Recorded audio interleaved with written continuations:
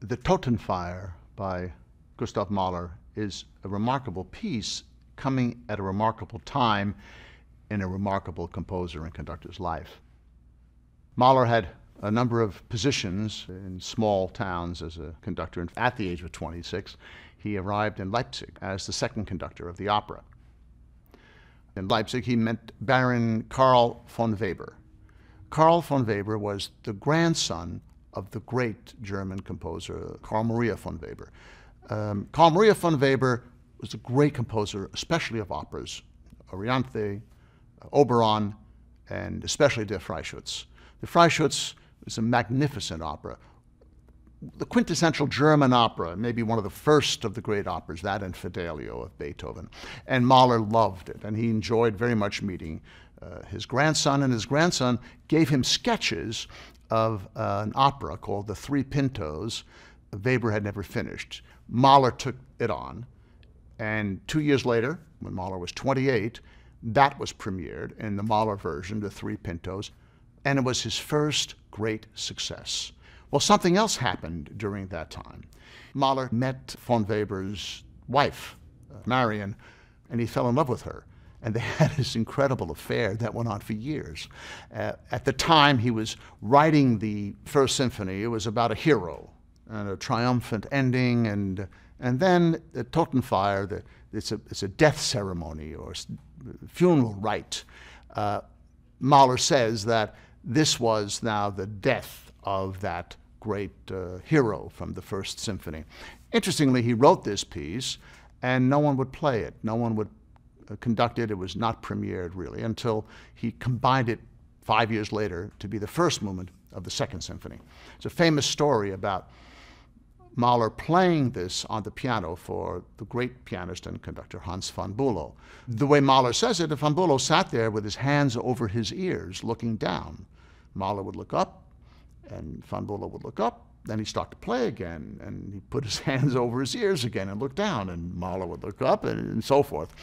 And when it was over, von Bülow said to him, "If this is music, I don't know what music is. This is not music." Now, it's interesting to note that, because when Tchaikovsky showed the first piano concerto, now this is the work that von Bülow premiered, showed it to the very great pianist at the time, Rubinstein. Rubinstein said it was unplayable and it was a horrible piece, and you should never do this piece, you should change it all. Tchaikovsky, to his credit, didn't. Mahler, to his credit, didn't. The Totenfeier begins with very aggressive tremolo. And then Mahler writes with utmost strength this part for the cellos and basses.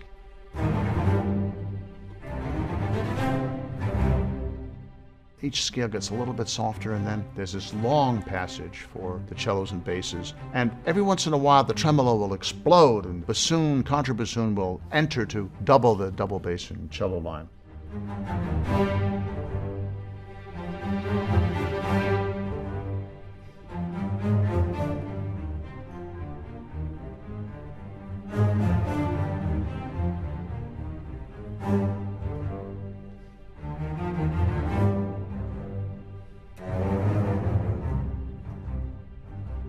Remember, this became the first movement of the Second Symphony, and like all composers, he didn't like all of the programs that we attached to his symphonies, even though he himself wrote them and then usually eliminated them.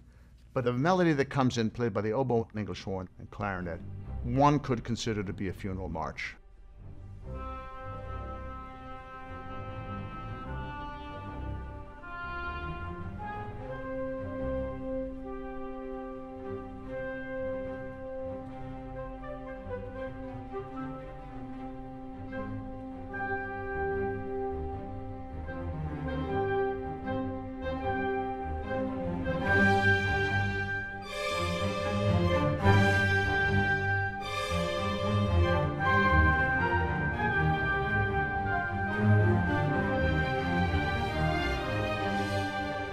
So we see this first theme group very clear.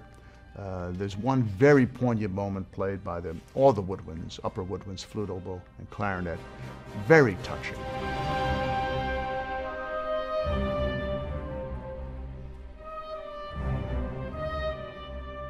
The second theme is in a contrasting key, and it just makes you think of heaven, this soft, beautiful violins accompanied by four horns.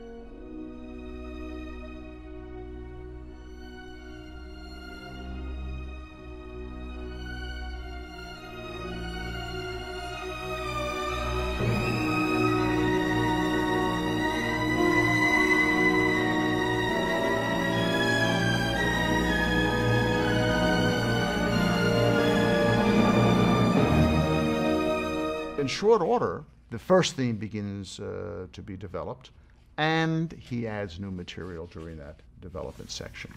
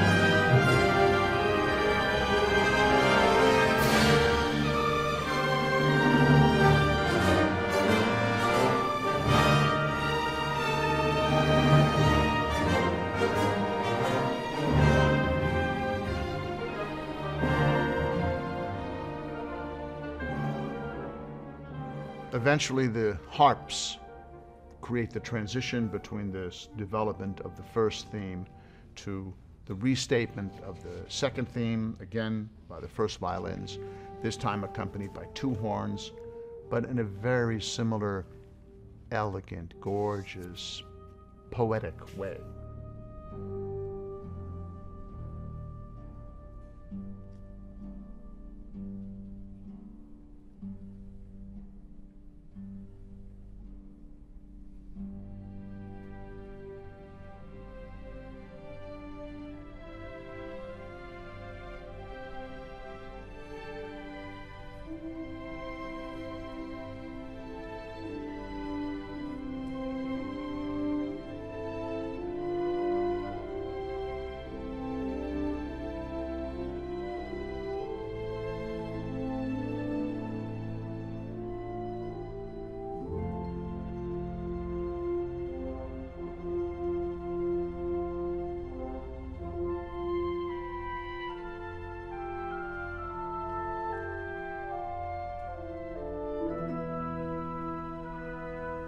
And then something new comes in.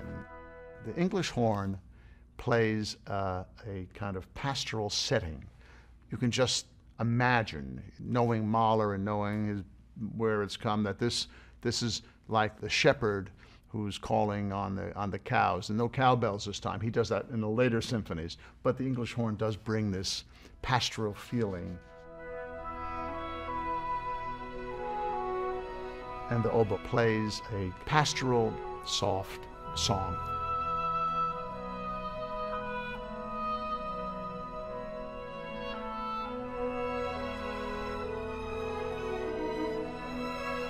Clarinets extended.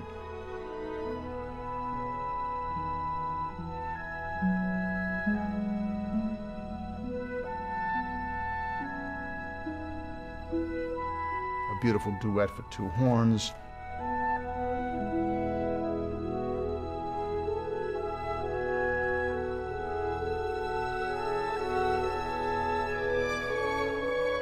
cello plays the same pastoral motive of the English horn.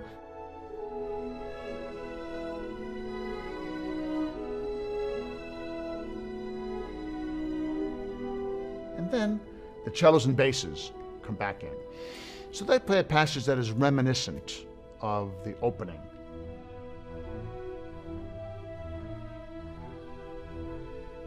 It's soft, and it's an accompaniment figure to a very simple new melody played by the English horn and the bass clarinet.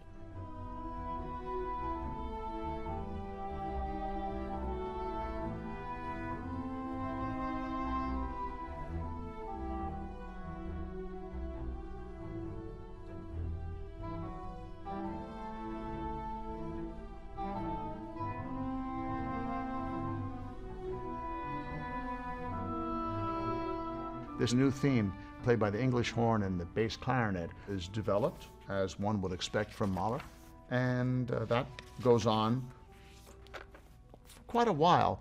And there's a huge climax, big cymbal crash, and the material gets really wild.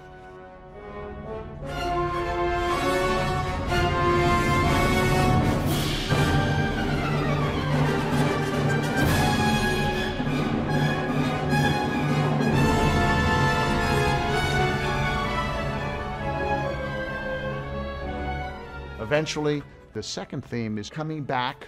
This time, it's played by the solo flute, accompanied by the two harps.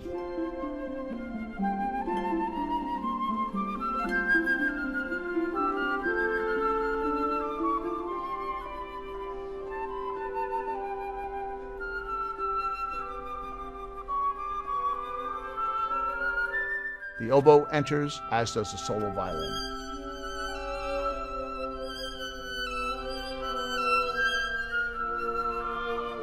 The trumpets have a little chorale, but again, it's a very light-hearted one. After all the aggressiveness of the development section, to find this kind of subtle beauty, as what Mahler did all the time, tremendous contrast, dynamic contrast, orchestrational contrast.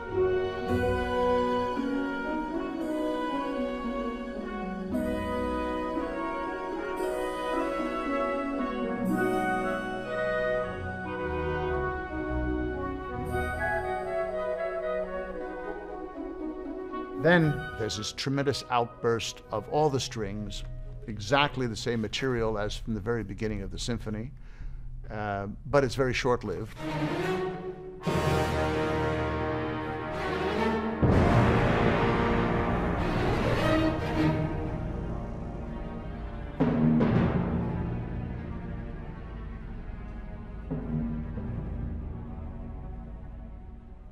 And it leads us to material reminiscent of the accompanying material, played by the cellos and basses.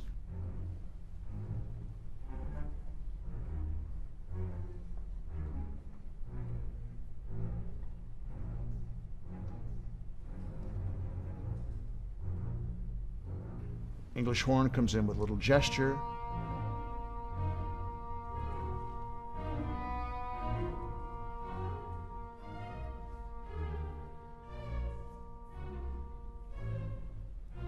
And then this duet played by trumpet and trombone, accompanied by flute, oboe.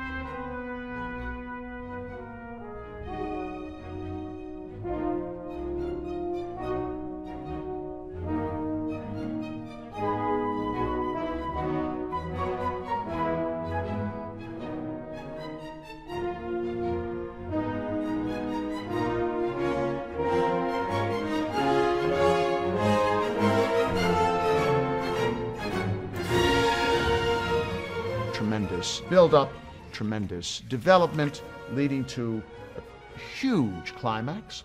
And what Mahler does at this moment is he makes a little break So this climax comes, there's a little stop, and then we go again for a couple of bars, and then he makes a stop. And we go again for a couple of bars, and he makes a stop. And then we go absolutely wild.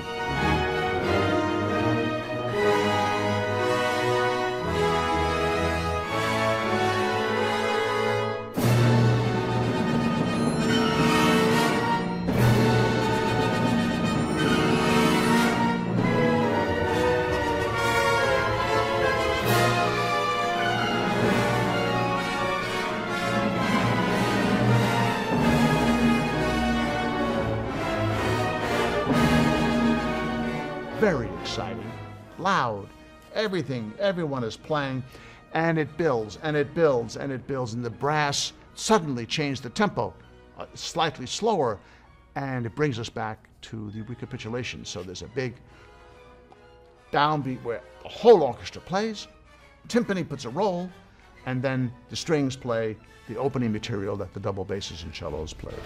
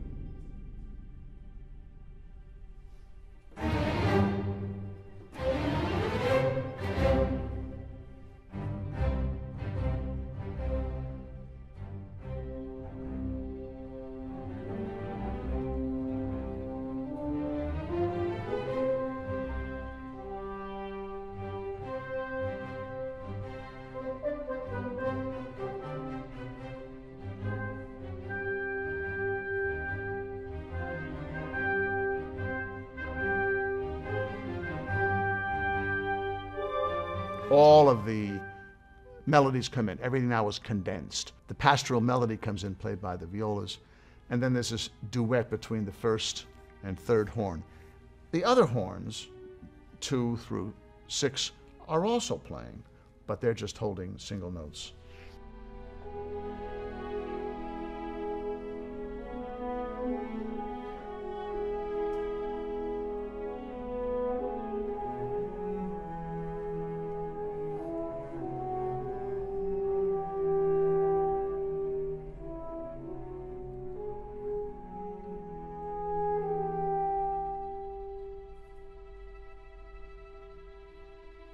Then comes the funereal ending with this scale going down by the low strings.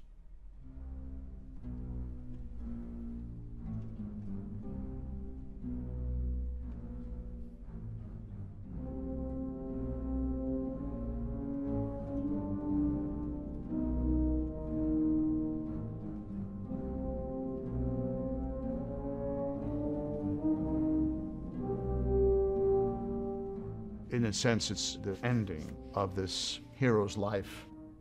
At the very end, there's a little section for the trombones and the fourth trumpet, and leads to just a series of chords at the end.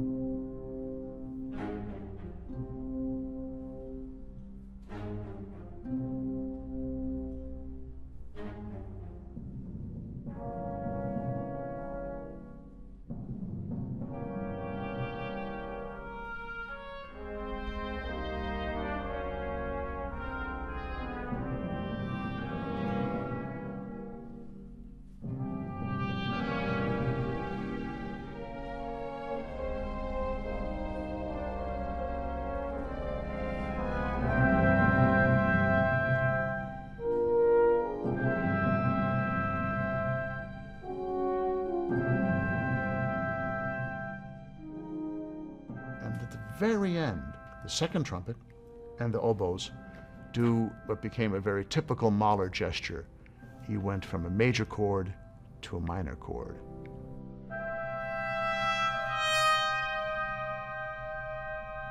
and then there's just a couple of bars. He first wrote it fast, schnell, and this cascading scale by everyone in the orchestra is done fast. And then he changed it, and he wrote tempo 1. So we do it in that way, and then there are just 2 little pizzicatos and a little timpani stroke, and obviously the great hero has died.